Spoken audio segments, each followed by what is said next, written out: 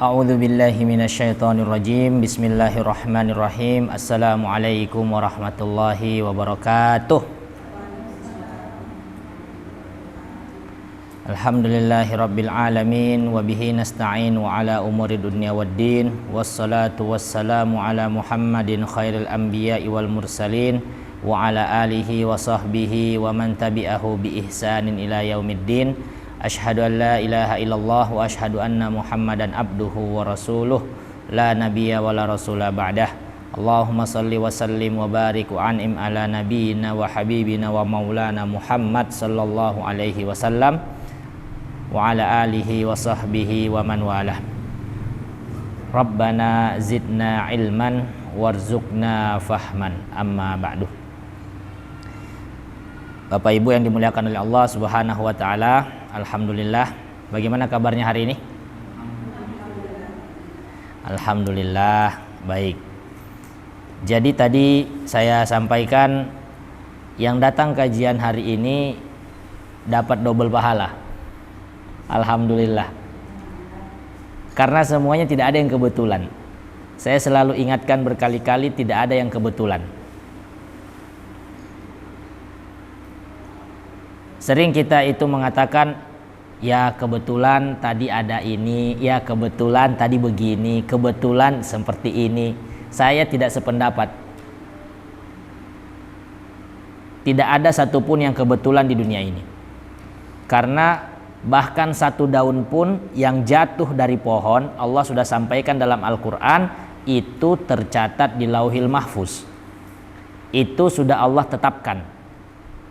Maka semua kegiatan kita saat ini pun itu juga sudah Allah tetapkan. Pintu kebaikan itu akan selalu datang menyapa kita. Tapi kadang-kadang ada yang peka dengan sinyal itu, maka dia menjawab sinyal tersebut. Ada juga yang tahu sinyal itu, tapi dia masih bermalas-malasan, udah nanti aja. Ada yang tidak tahu sama sekali sinyal itu. Maksudnya adalah sinyal hidayah, bukan sinyal Telkomsel, XL, bukan.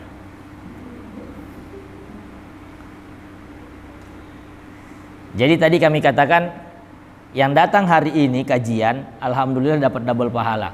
Karena sekalian dibawa Allah jenazah ke sini untuk disolatkan. Dalam hadis riwayat Abu Hurairah, dari Abu Hurairah radhiyallahu taala anhu, Rasulullah sallallahu alaihi wasallam menyampaikan, man shalla ala janazatin falahu qiratun wa man tabi'aha falahu qiratani. Qila wa mal qiratani ya Rasulullah? Qala mithlal jabalil Uhud. Pahala orang yang ikut menyolatkan mayit dari kaum muslimin, mau antum kenal orangnya, tidak kenal orangnya, ikut datang menyolatkan saja, itu pahalanya sebesar gunung Uhud, qirat. Dan siapa yang mengikuti sampai dikuburkan, ikut sholat, ikut sampai dikuburkan juga, maka dia punya dua pahala, dua qirat, dua pahala sebesar gunung Uhud.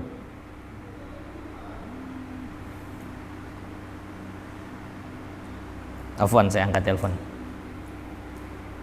Halo, assalamualaikum.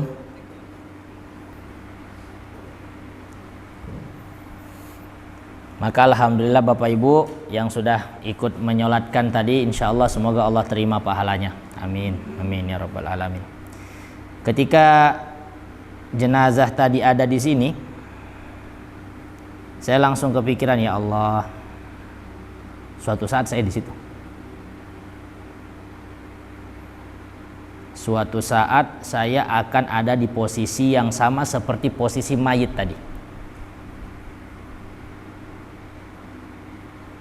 Orang datang menyolatkan saya tidak bisa lagi berbuat apa-apa, hanya tinggal pasrah dengan ketetapan Allah Subhanahu wa taala. Sambil mempersiapkan laporan pertanggungjawaban. Karena semua yang Allah berikan kepada kita pasti akan dimintai pertanggungjawabannya. Nikmat apapun pasti akan dimintai pertanggungjawabannya tanpa terkecuali. Dikasih mata dipakai buat apa? Dikasih tangan dipakai buat apa? Dikasih mulut dipakai buat apa? Dikasih pikiran dipakai buat apa? Kalau tidak mau dimintai pertanggungjawaban jadi orang gila saja. Kalau orang gila kan rufi al-qalam, terangkat polpen itu, polpen pencatatan amalnya para malaikat tidak akan dituliskan kepada orang-orang yang majnun, yang hilang akalnya. Jadi ibu mau pilih jadi orang gila atau mau jadi orang waras?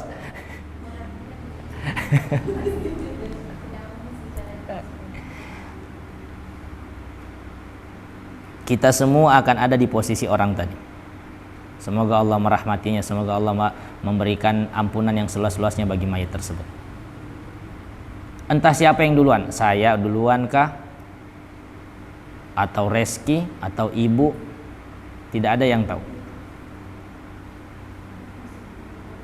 Tapi ketika masa itu akan datang, yang jadi pertanyaan kita, sudahkah siap kita menghadapinya?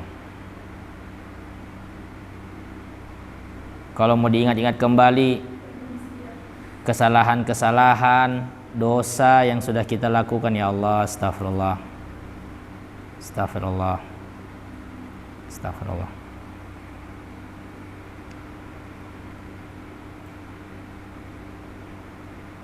Semoga Allah memberikan kita kematian yang husnul khatimah.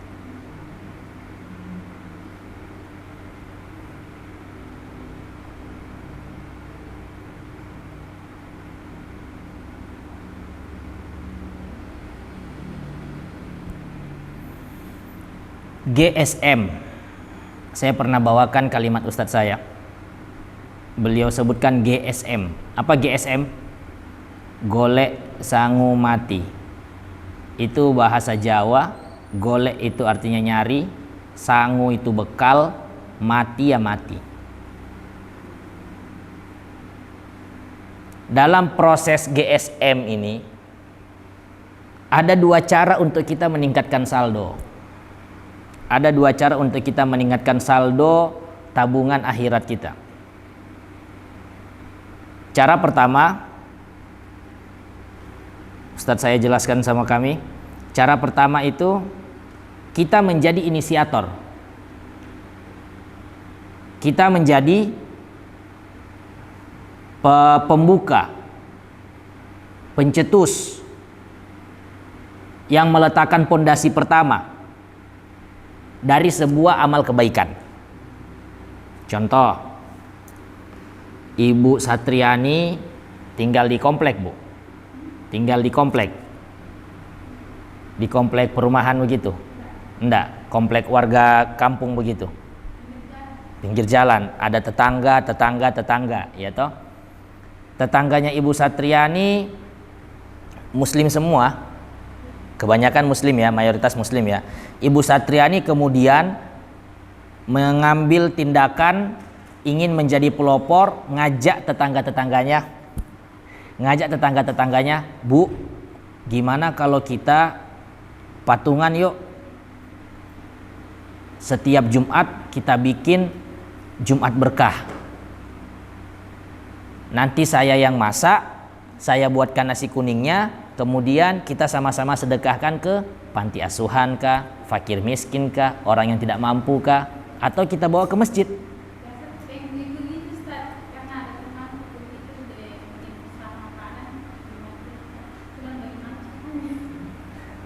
Nah, ini ketika Ibu Satriani mengambil jalan itu, ini artinya Ibu Satriani memilih jalan pertama, yaitu menjadi pelopor kebaikan,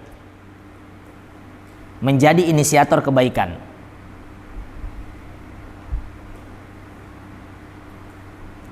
Dan itu baik, itu bagus. Karena man da'a ila hudan falahu mithlu ajri man fa'ala bihi min ghairi an yanqusa min ajrihi syai'an. Nabi pernah menyampaikan, barang siapa yang mengajak kepada kebaikan, barang siapa yang mengajak orang lain menuju hidayahnya Allah, menuju perbuatan baik, amal soleh. Bagi-bagi nasi kuning itu amal soleh tidak? Amal soleh.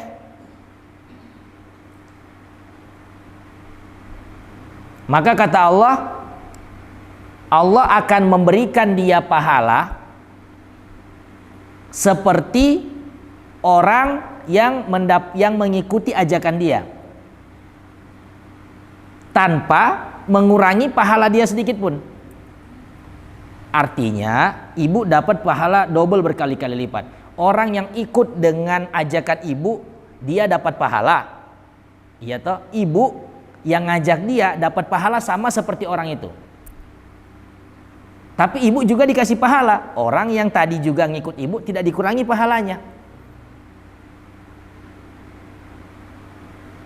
Maka keutamaannya besar ketika kita berani untuk menjadi inisiator kebaikan. Ketika kita berani untuk menjadi pencetus dari sebuah kebaikan, pahalanya besar sekali.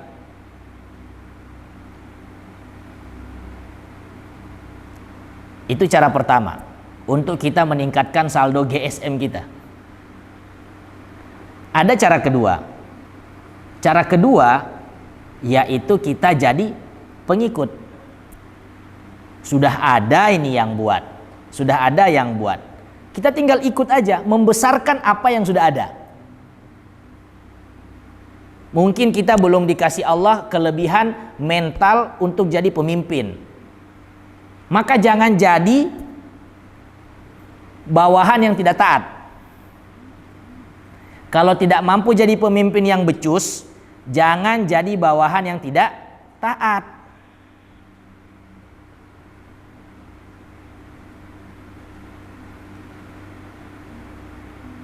Kedua-duanya ini sama baik.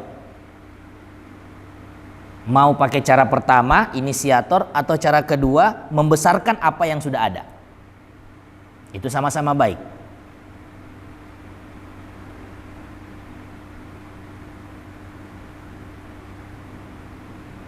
Maka kita tinggal memilih yang mana yang mau saya ambil, yang mana yang mampu saya lakukan. Jangan menunggu, Bu. Jangan kita menunggu.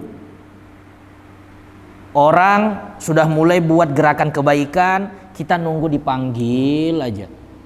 Kapan saya mau diajak ya? Kapan saya mau diajak ya? Jangan. Orang-orang sekarang ini semua berlomba-lomba cari bekal akhirat. Jangan menunggu dipanggil. Inisiatif, saya ikut. Saya ikut bagian rebus nasinya, misal. Saya ikut bagian ke pasar beli-beli bahannya. Ini kita bilang bagi-bagi nasi kuning ya. Oh, saya ikut apa? Saya ikut sediakan dia punya kotak. Nanti biar saya sendiri yang lipat-lipat, tidak apa-apa. Ambil bagian. Jangan menunggu, aduh ini tetanggaku kapan dia mau ajak saya, aduh. Terlalu lama menunggu, datang ajal duluan, mati. Nggak punya lagi kesempatan kita.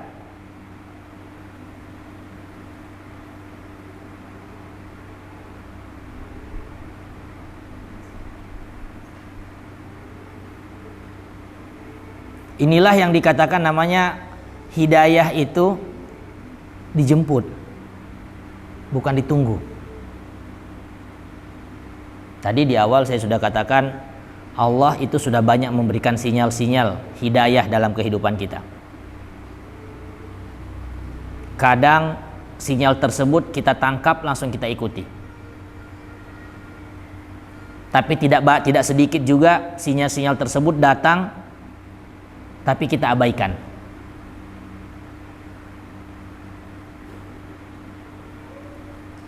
Maka mari coba kita sama-sama memposisikan diri seperti mayit tadi. Ya Allah, suatu saat saya akan disolatkan seperti ini.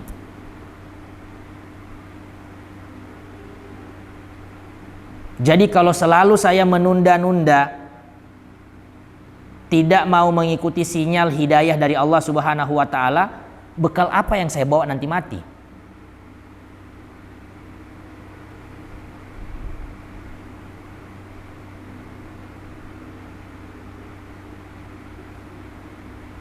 Al-ajizu man atba'a nafsahu hawaha wa yatamanna 'ala Allahi azza wa jalla.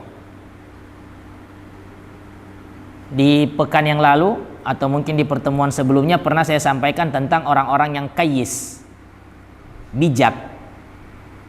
Iya toh? Siapa orang-orang yang bijak?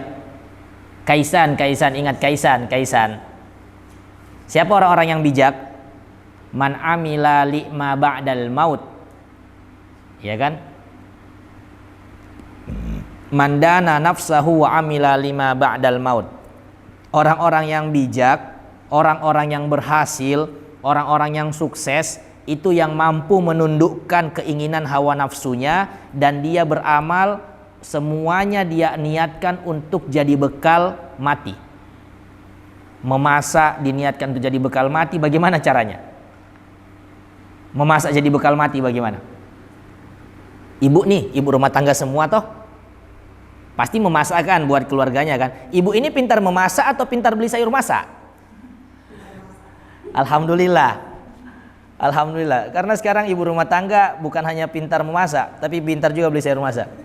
Malas, capek memasak, beli sayur masak saja. Tidak ada masalah, yang penting ada doi. Kalau tidak ada doi kong bapak saya beli sayur masak, ini yang masalah. Bagaimana caranya memasak itu bisa jadi ladang pahala? Didoakan bu, diniatkan bu.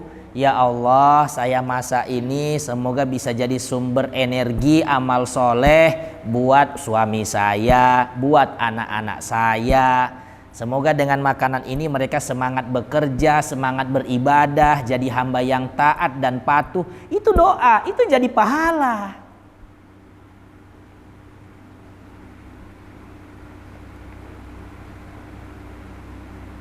Maka orang-orang yang cerdas, kata Rasulullah, orang-orang yang bijak, semua amal di dunia dia niatkan untuk jadi sangu mati, untuk jadi yang namanya bekal dia menyambut kematian.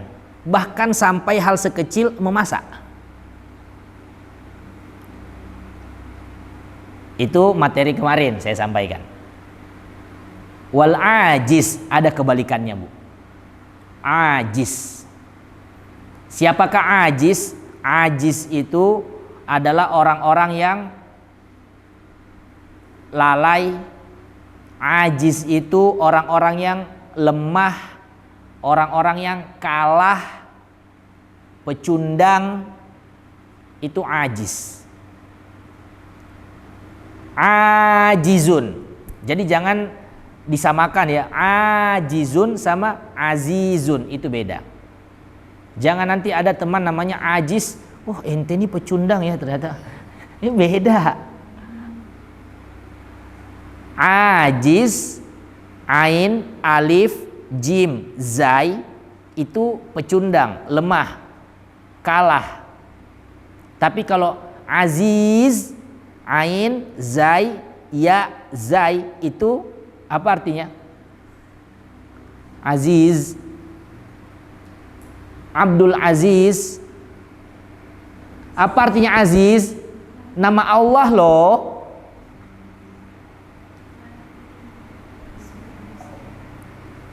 Aduh, PR 1, 2, 3, 4, 5. Ibu Finka, Ibu Made, Ibu Desi, Ibu Satriani, Ibu Iren. Antum cari. Jangan dulu buka Google. Aziz loh, Aziz. Namanya Allah Al-Aziz. Oke. Orang-orang yang lemah, ajiz, yang pecundang, itu mereka man atba'a nafsahu hawaha, selalu ngikutin hawa nafsunya. Waktu malam nih, baiknya kan diisi dengan amal soleh gitu, baca buku atau murojaah atau dengerin kajian atau baca Quran atau bisa juga sambil muhasabah, ingat-ingat apa sudah yang saya lakukan seharian ini ya. Jangan-jangan lebih banyak dosanya atau lebih banyak pahalanya yang saya lakukan. Tapi sebaliknya, karena dia ngikutin hawa nafsunya, ya udah malam itu dihabiskan untuk yang tidak bermanfaat lagi. Main HP sampai ketiduran. Main HP sampai ketiduran.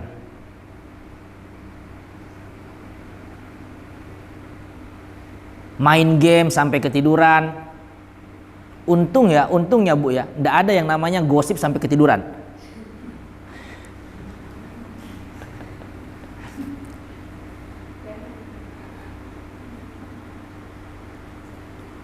Ngumpul-ngumpul, ngomongin gak jelas, ketawa hahaha.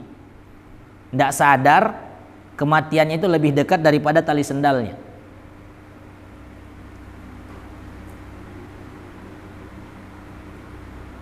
Ini kan mengikuti hawa nafsu. Mengikuti hawa nafsu. Ini saya tidak bilang siapa-siapa ya, saya bilang saya sendiri. Saya bilang saya sendiri. Kerjaannya selalu ngikutin hawa nafsu, tapi cita-citanya, harapannya supaya bisa dapat surga tinggi. Wa yatamanna 'alallahi azza wa jalla. Berharap bisa dapat surga besar.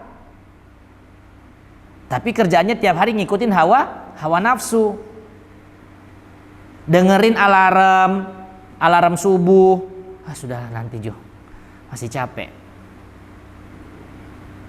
Tidur dulu lagi sedikit. Bangun-bangun jam 6:30.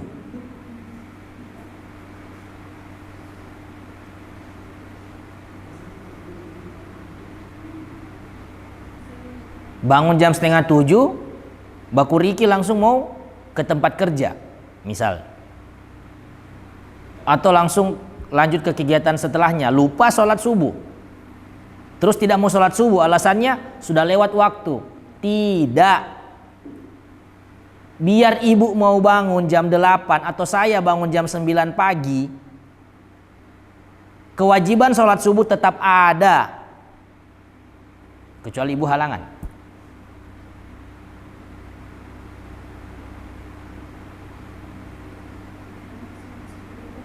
Maka tidak ada alasan itu tidak sholat karena sudah lewat waktunya, tidak. Walaupun sudah lewat waktunya, kewajiban itu tetap ada. Itu namanya qada, mengganti. Urusan kita itu beramal. Diterima atau tidak, itu Allah yang atur. Itu Allah yang punya hak.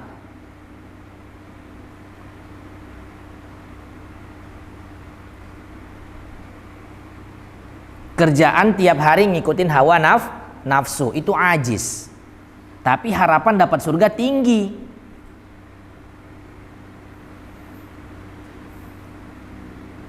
Inilah yang dibilang tidak tahu diri. TTD, tidak tahu diri.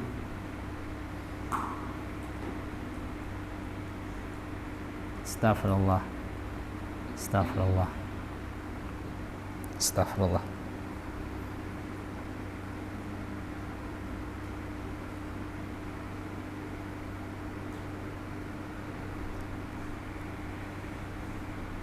Ibu tahu yang bisa menghalangi orang dari namanya hidayah itu apa? Penghalang terbesar hidayah itu apa?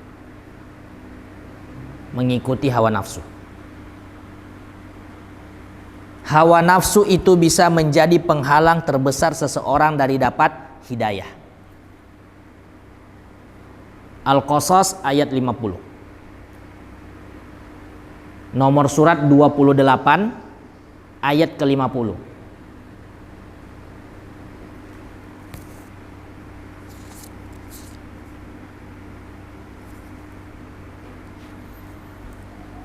Fa illam yastajibu laka fa'lam annama yattabi'una ahwa'ahum. Ayat ini mengisahkan tentang dakwah Nabi Muhammad sallallahu alaihi wasallam. 28550. Mengisahkan tentang dakwah Nabi Muhammad sallallahu alaihi wasallam.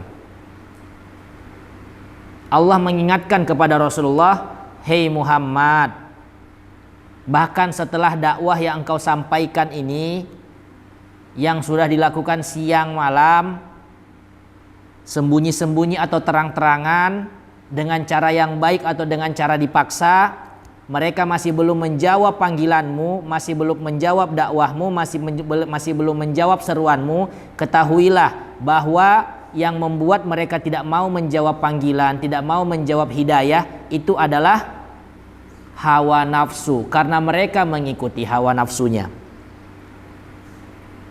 Maka penghalang terbesar seseorang dari mendapatkan hidayah Allah Subhanahu wa taala adalah hawa nafsu.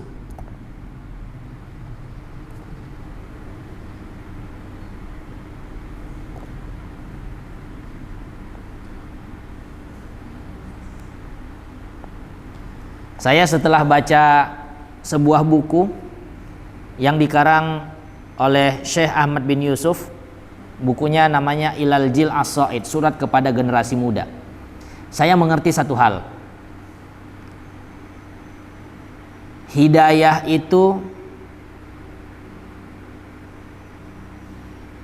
tidak berjalan lurus dengan ilmu pengetahuan. Hidayah tidak sejalan dengan ilmu pengetahuan. Contohnya seperti ini, Bu. Azan. Azan itu apa? Panggilan apa? Panggilan sholat. Azan panggilan sholat. Semua muslim yang sudah balik, yang tahu ilmu agama, saya yakin pasti sadar dan paham bahwa azan panggilan sholat. Tapi berapa banyak orang Islam yang tinggal di sekitar masjid, rumahnya itu tetangga sama masjid, dengar azan tidak sholat. Dengar azan, dia tahu azan ini panggilan sholat, tapi tidak datang ke masjid untuk sholat. Ada atau tidak ada? Ada. Di situ saya ambil kesimpulan, oh, hidayah itu tidak sejalan lurus dengan ilmu. Dia tahu azan itu panggilan ke masjid, panggilan sholat, tapi dia tidak menjemput hidayah itu, dia tidak datang sholat. Berarti ada jalan-jalan yang lain. Berarti ada hal-hal yang lain, ada pemicu-pemicu yang lain, indikator-indikator yang lain sampai seseorang itu bisa masuk kepada zona hidayah.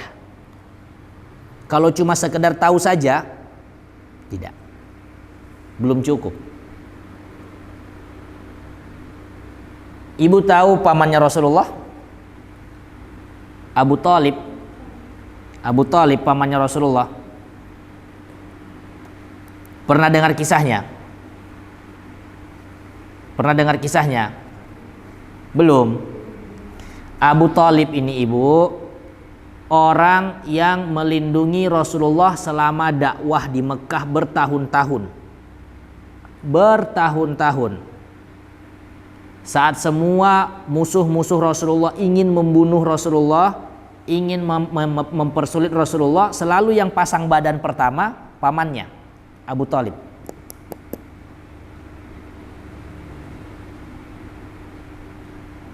Bahkan selain karena Allah, hal yang membuat Rasulullah masih bisa terus hidup berdakwah di Mekah karena perlindungan pamannya.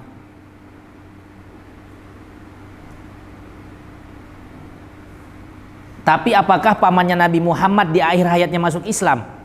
Tidak. Tidak masuk Islam. Mati dalam keadaan non-muslim. Mati dalam keadaan kafir.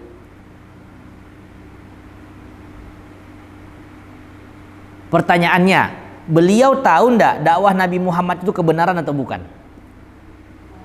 Pasti tahu. Pasti tahu.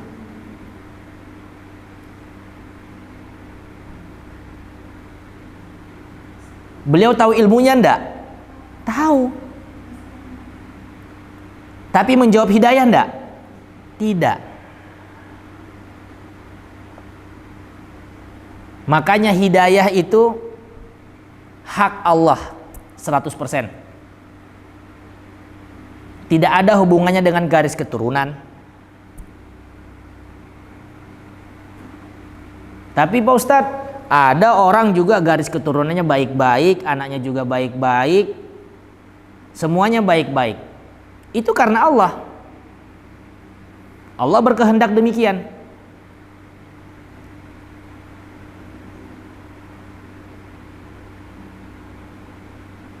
Tapi kalau lihat, misal ada anak, bapaknya seorang dai, ustadz gitu bapaknya ustadz, orang tuanya ustadz, soleh, soleha, tapi anaknya tidak jelas, sholat jarang, sering berbuat maksiat. Ya itu juga karena kehendak Allah, Bu. Jangan dicela. Ini anak bapaknya soleh, ibunya soleha, kenapa anaknya kayak begini? Kapuraca lah bahasa kita di sini. Jangan dicela. Didoakan. Saya selalu ingatkan, kalau lihat orang yang di bawah kita dalam kualitas amal soleh, jangan dicela, jangan diejek, tapi didoakan atau diajak. Lebih bagus lagi kalau diajak, bukan cuma sekedar doakan, kita ajak juga, ayo ikut sama-sama. Dan kalau lihat orang yang amalnya lebih baik di atas kita, apa yang kita lakukan? Doakan juga. Jadi kalau ada orang yang lebih rendah amal solehnya daripada kita, kita lihat mungkin dia belum masuk kepada zona amal soleh, diajak. Kalau ada yang lebih baik amal solehnya, didoakan. Ya Allah, semoga dia istiqomah sampai mati.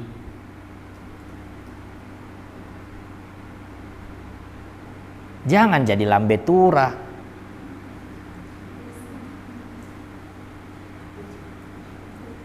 Orang sedekah nyinyir, ih cuma 5 nasi bungkus leh, bagaya.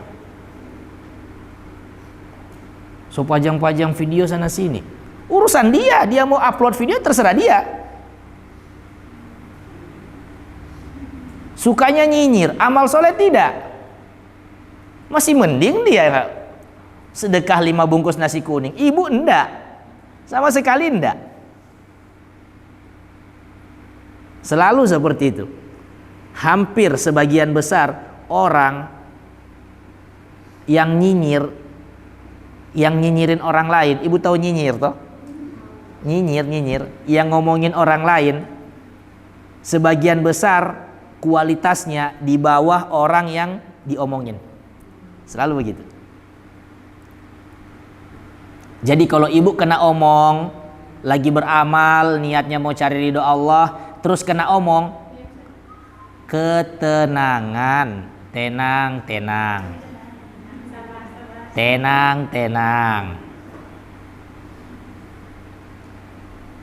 Segala sesuatu yang dimulai karena Allah, jangan berhenti karena omongan manusia.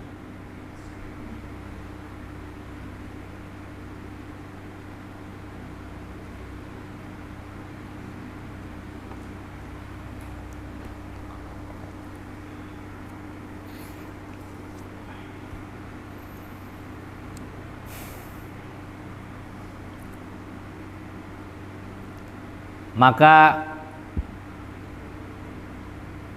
ketika hidayah itu belum juga menyapa kita sampai saat ini, Bisa jadi ada banyak hal-hal yang ada dalam diri kita sehingga menghalangi datangnya hidayah tersebut.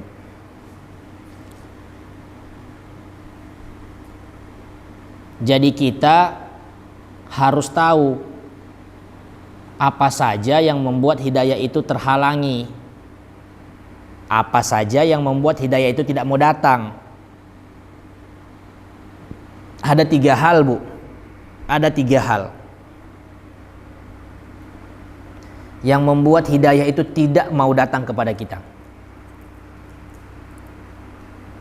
Memang tadi kami katakan di awal, hidayah itu 100% adalah milik Allah. Tapi bukan berarti kita nunggu saja ditunjuk sama Allah kamu dapat hidayah. Tidak.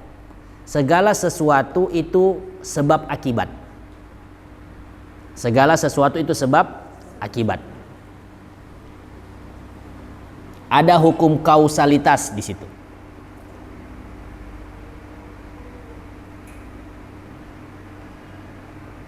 Contoh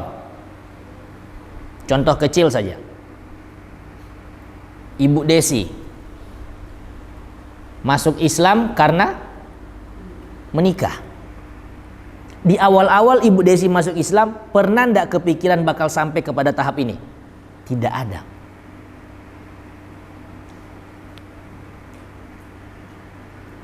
Tapi untuk bisa sampai ke tahap ini, Ibu Desi harus menikah dulu dengan seorang suami yang muslim. Ada sebab akibat.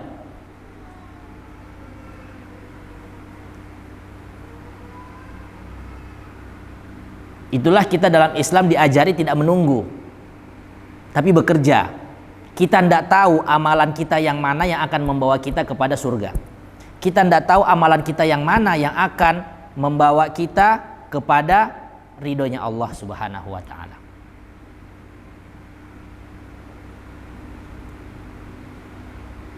Maka jangan sampai ketika kita sedang berusaha mencari ridhonya Allah, kita sedang berusaha menjemput hidayah, tapi ada juga amalan-amalan yang kita lakukan sehingga menghalangi datangnya hidayah tersebut. Ini kok saya sudah berusaha baik, tapi kok selalu saja ada halangan. Karena kita tidak tahu ternyata ada amalan-amalan yang bisa menghalangi datangnya hidayah. Bukan nunggu aja sampai dapat hidayah, tidak. Maka ada 3 amalan yang bisa menghalangi datangnya hidayah. Yang pertama, takabur. Takabur.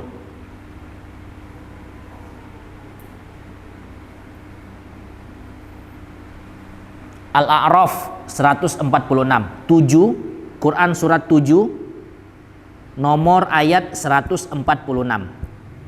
7146.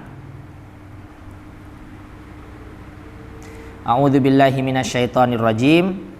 Sa'asrifu an ayatiyal ladzina yatakabbaruna fil ardi bighairil haqq. Dan akan Allah palingkan semua tanda-tanda kebesarannya dari orang-orang yang takabur ketika hidup di dunia. Allah tidak akan bukakan dia jalan hidayah selama dia masih takabur. Selama dia masih sombong, Allah akan tutup dia jalan hidayahnya.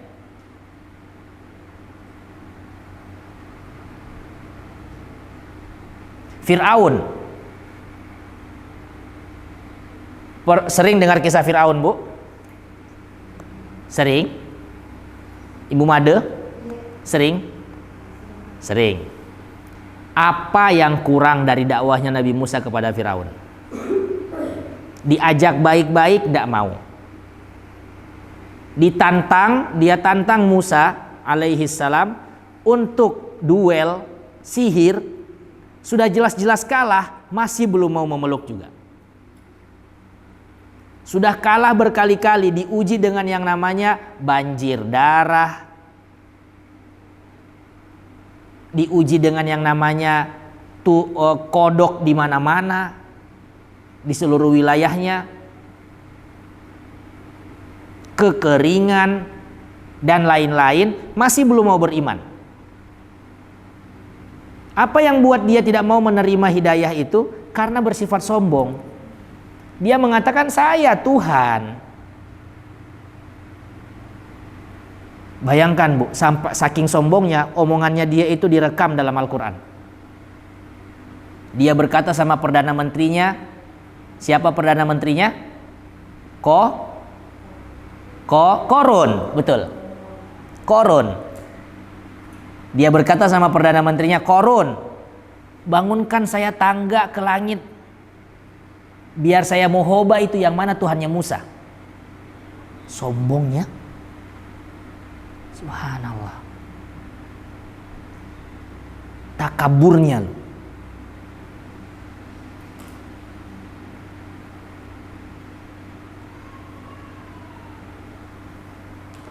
Maka takabur itu adalah sifat pertama yang bisa membuat seseorang terhalang dari jalannya hidayah. Sa'asrifu an ayati alladzina yatakabbaruna fil ardi bighairil haqq. Itu contoh Fir'aun. Maka kita tanyakan kepada diri saya, ada ndak sifat takabur dalam diri saya ya? Supaya lebih detail, apa pengertian takabur, Bu? Apa arti takabur? Takabur apa artinya? Tak kabur taya.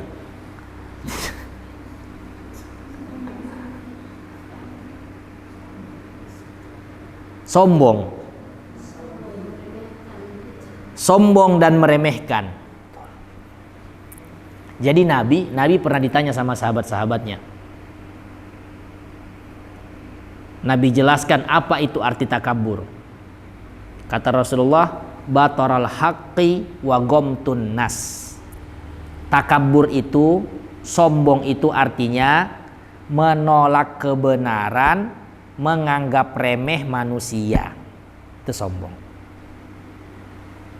Menolak kebenaran, meremehkan manusia.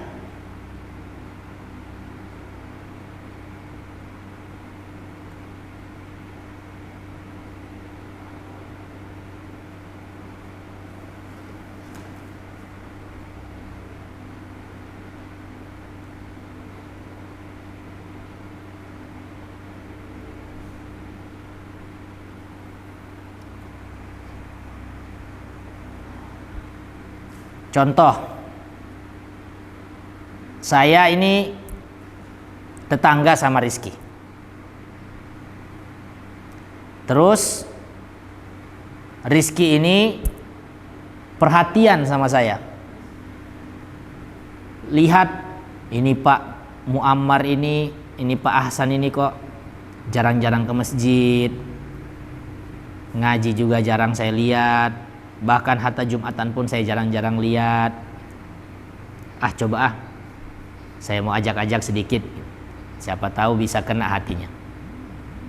Saya diajak sama Rizky, Pak, ayo Pak, ikut kajian yuk di masjid, ikut ngaji yuk. Ada itu di Masjid Al-Muhajirin pengajian, mulai dari Iqra. Tenang saja, banyak kok teman-teman di sana yang baru belajar baca Al-Quran. Ayo Pak, ikut yuk. Saya itu tahu ngaji itu bisa menuntun saya untuk menjadi muslim yang lebih baik, bisa membawa saya kepada kebenaran. Tapi saya tolak, nanti aja Bu, nanti aja Pak, mohon maaf nanti aja. Ini masuk ke dalam kategori takabur. Kenapa? Menolak kebenaran. Orang ngaji itu ngajak kepada kebenaran tidak Bu? Iya.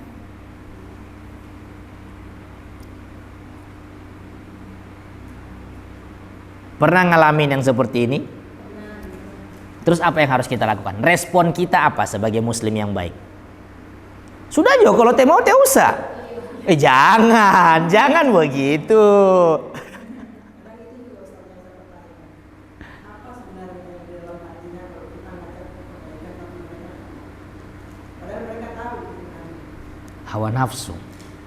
Hawa nafsunya lebih besar. Itu jawabannya. Itu 2850 jawabannya itu.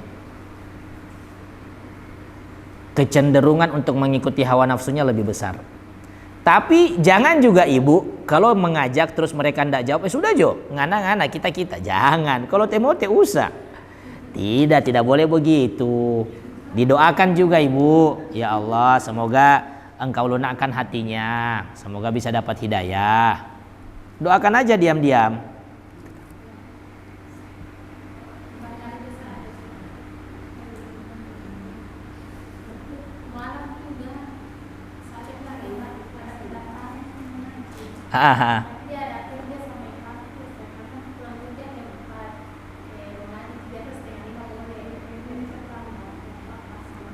Belum mau juga?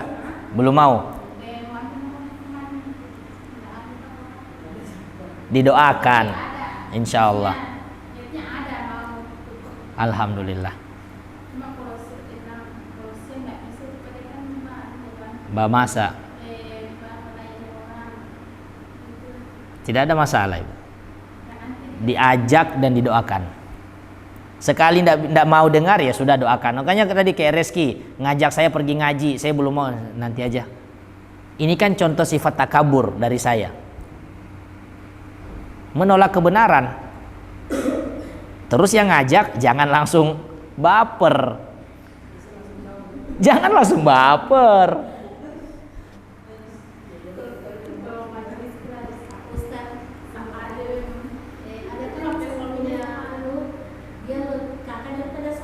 Sepupu atau kandung? Keluarga saja. Keluarga dia laki-laki. Seharusnya dia cuma kan harus sholat wajib. Betul. Terus ada orang tuanya, bisa main sudah. Kalau orang belum dapat hidayah, dia bagaimana katakan saya dengan itu, dia bawa ke mamanya, baru dia mau bicara begitu. Bagaimana katakannya saya supaya saya harus sholat, jangan bantu orang tua. Jangan dia bilang pas saya bilang begitu, wah aku juga kau. Kalau belum dapat hidayah, Saya pernah belum ada panggilan. Tanggapannya Ibu Finka bilang, kalau kau tidak mau jemput hidayah, jangan sampai nanti kematian yang jemput kau duluan.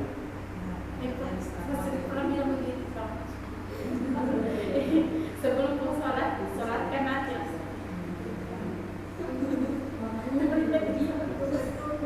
Tadi posisinya kakak Bu ya. Seandainya posisinya adik, saya sampaikan sama Ibu Finka solusinya, ambil rica. Gosoden rica di pemulu. Karena pertama dia babanta. Begitu dan. Tapi karena dia posisinya kakak, kasih tahu begitu aja. Jangan sampai mati duluan, hidayah tidak datang-datang. Soalnya hidayah itu dijemput bukan ditunggu.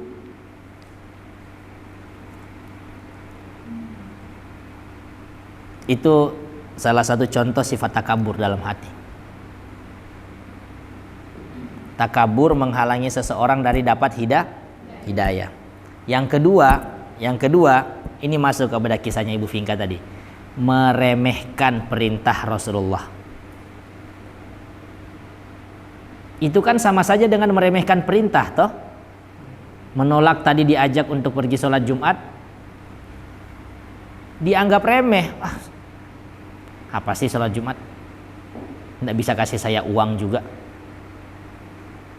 Ya memang sholat Jumat tidak bisa kasih kamu uang, tapi kamu bisa dapat ketenangan kalau pergi sholat Jumat.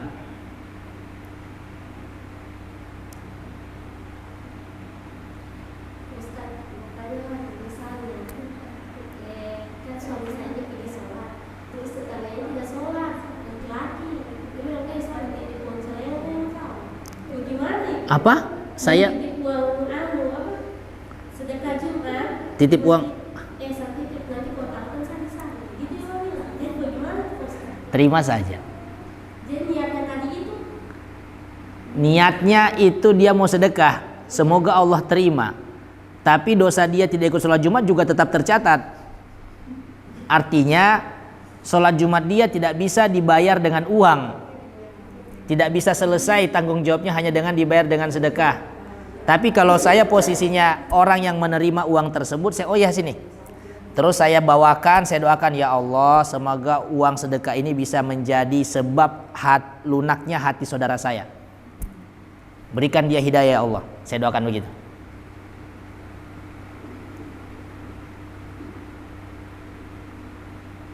Doa yang paling jujur itu adalah doa kita kepada saudara kita secara diam-diam. Itu doa paling jujur. Itu bukti kasih sayang, itu bukti cinta, itu bukti perhatian.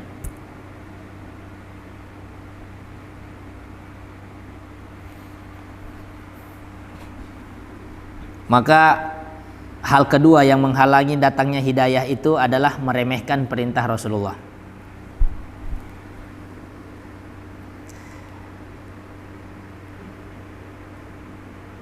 Sebuah kisah diriwayatkan oleh Imam Al-Bukhari tentang cekcok. Ibu tahu cekcok? Cekcok itu yang biasa merayap-merayap di dinding. Cicak ya, Bu.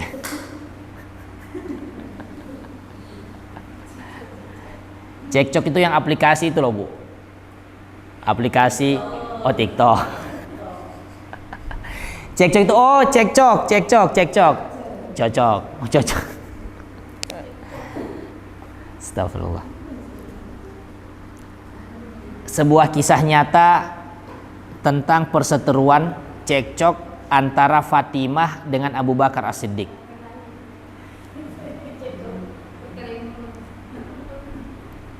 Pernah dengar kisahnya, Bu? Ibu tahu Fatimah? Siapa Fatimah? Anaknya siapa? Anaknya tetangga saya. Ibu Iren. Fatimah siapa? Tetangga saya Pak Ustadz, bukan?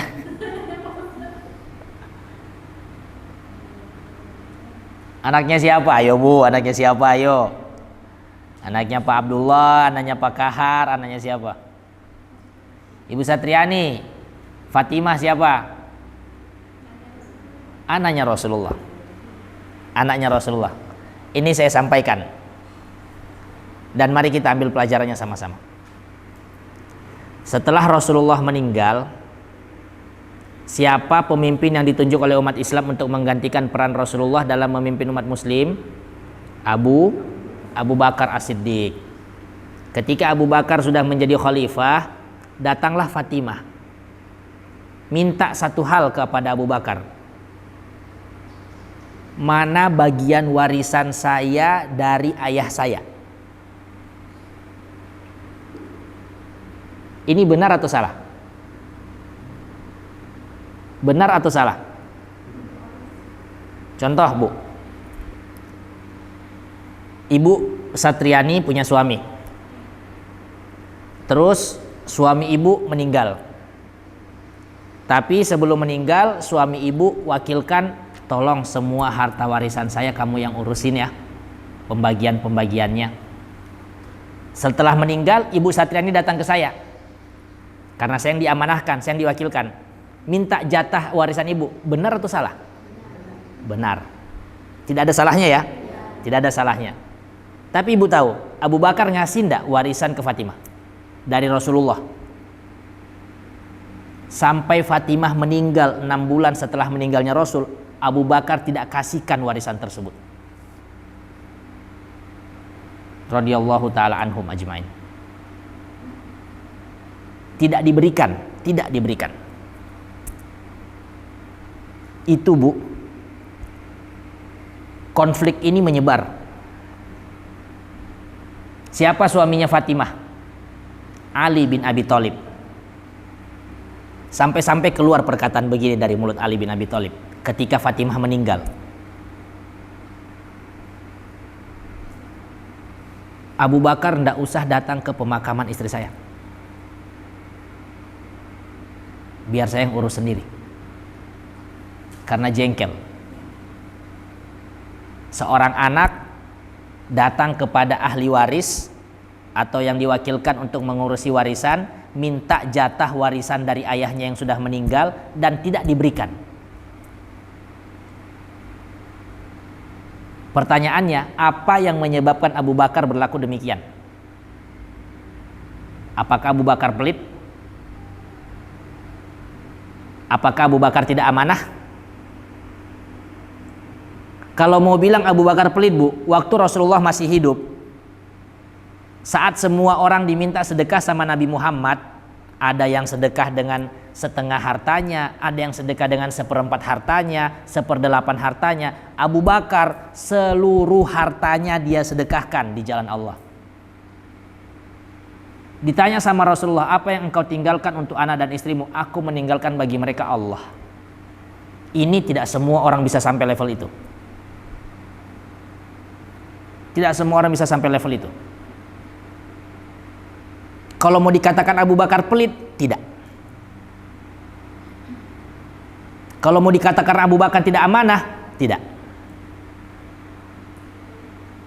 Tidak mungkin orang yang tidak amanah itu bisa selalu dekat dengan Rasulullah. Bahkan dalam setiap perkataannya Rasulullah selalu mengatakan saya dan Abu Bakar, saya dan Abu Bakar, saya dan Abu Bakar. Abu Bakar As-Siddiq. Apa arti As-Siddiq? Jujur, amanah. As-Siddiq itu bukan cuma sekedar nama, Bu, gelar yang diberikan kepada Abu Bakar. Maka kalau mau dibilang Abu Bakar tidak amanah, salah. Abu Bakar pelit, salah. Terus apa yang menyebabkan Abu Bakar tidak memberikan jatah warisan kepada Fatimah dari harta Rasulullah? Karena Abu Bakar pernah mendengar langsung dari Rasulullah Shallallahu Alaihi Wasallam menyampaikan, kami para nabi ketika meninggal tidak meninggalkan harta warisan. Kalau kami memiliki harta sepeninggal kami mati, itu semua sudah saya sedekahkan untuk kaum muslimin. Ini yang tidak didengar sama Fatimah. Ini yang tidak didengar sama Ali.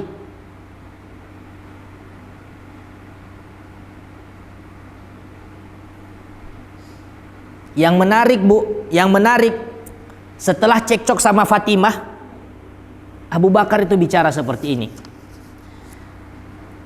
Inni akhsha in taraktu syai'an min amrihi an azigha. Ya Allah, saya takut kalau saya meninggalkan satu saja perintah Rasulullah setelah beliau meninggal, saya takut saya akan digelincirkan sama Allah. Saya takut saya akan mati su'ul khotimah.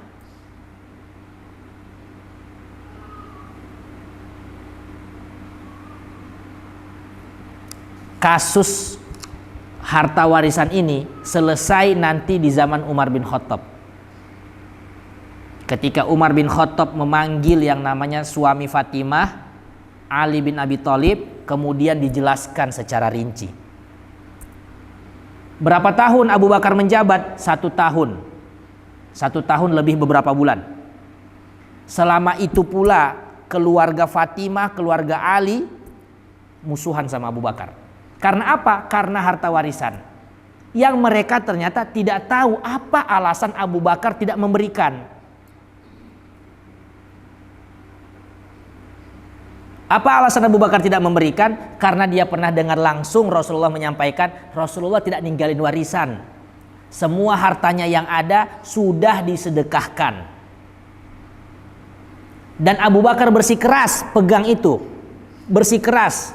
Para sahabat Nabi ketika sudah mendengar perintah langsung dari Rasulullah, mereka tidak akan tinggalkan.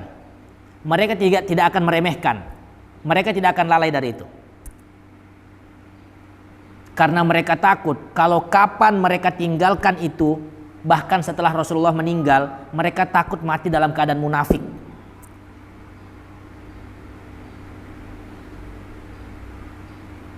Dan munafik itu tempatnya paling di bawah di neraka. Lebih besar siksaannya daripada orang-orang yang kafir.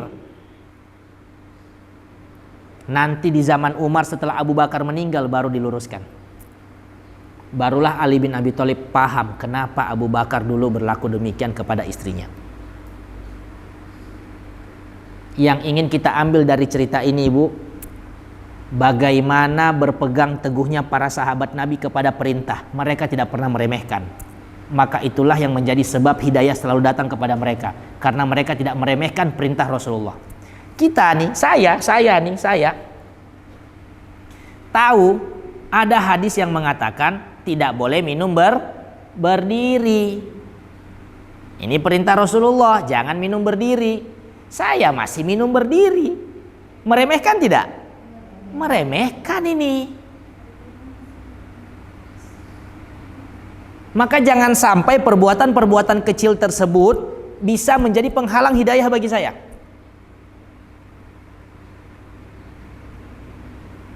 Jangan sampai.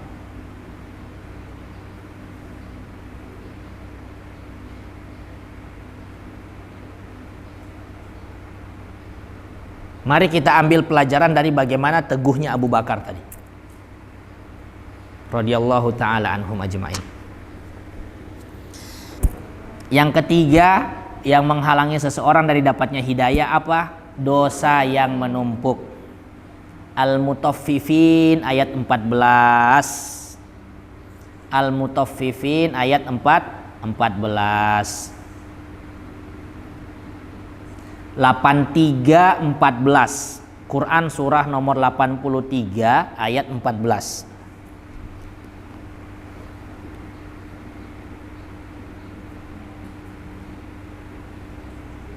Kalla bal rana ala qulubihim ma kanu yaksibun.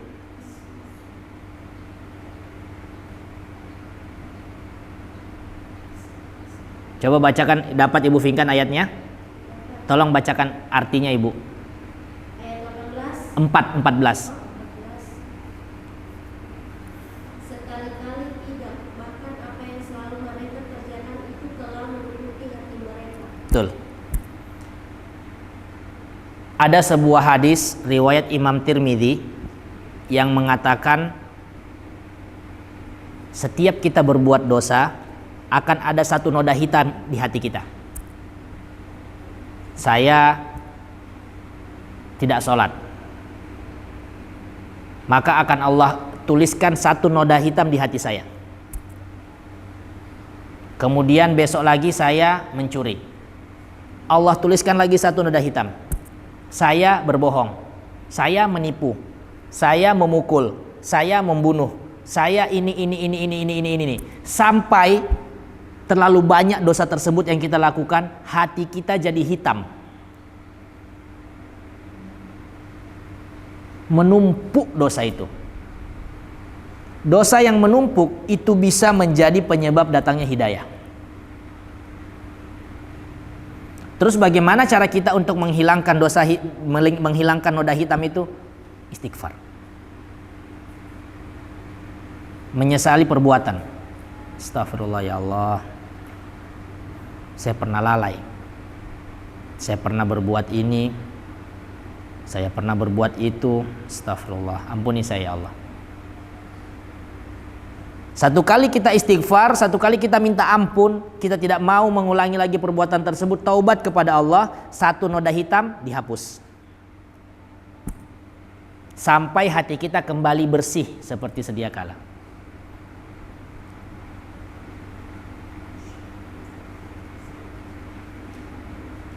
Pelajarannya Ibu, dari poin ketiga ini, dosa yang menumpuk apa? Jangan remehkan dosa kecil.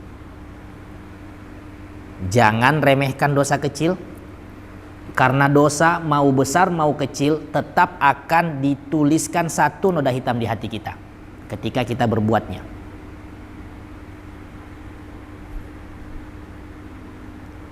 Coba tumpuk satu ranting kecil kering, satu ranting yang kecil, tumpuk 1 tahun, Ibu bakar, jadi api yang besar tidak? Jangan remehkan dosa kecil.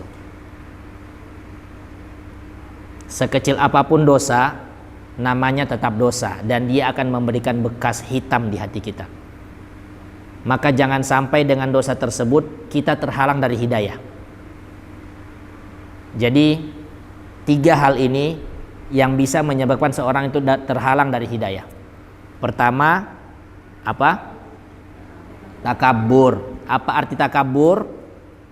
Menolak kebenaran, meremehkan manusia.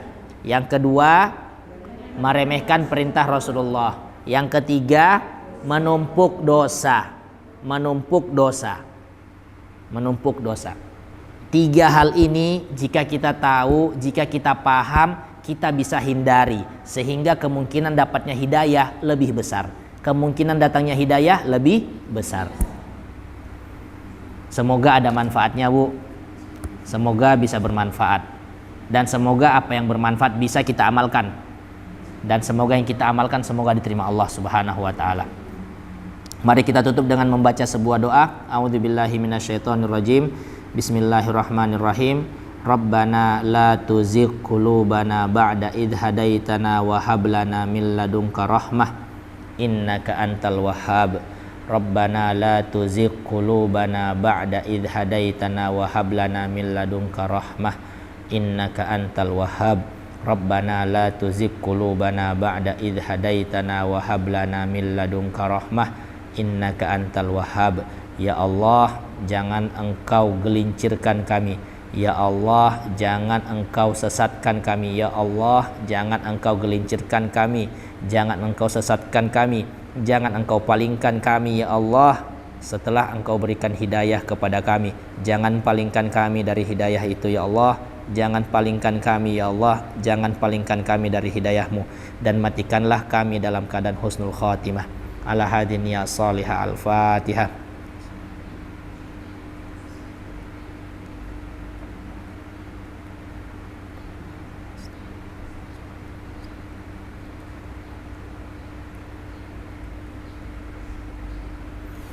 Amin ya rabbal alamin. Terima kasih banyak Bu atas waktunya. Barakallahu fikum. Assalamualaikum warahmatullahi wabarakatuh.